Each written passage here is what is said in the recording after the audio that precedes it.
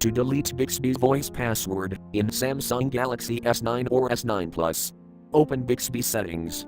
Swipe right across the home screen.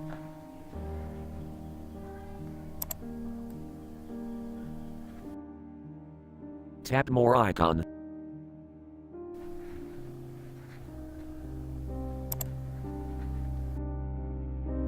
Tap Settings.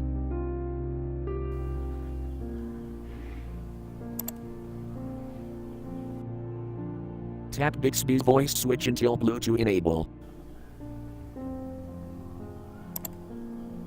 Scroll down.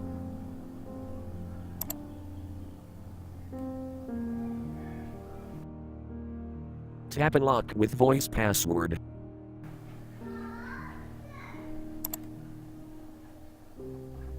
Enter your PIN or password.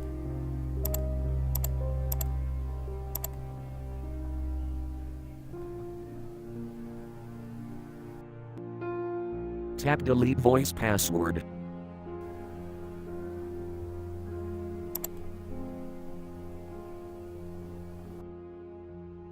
It's sure, tap Delete.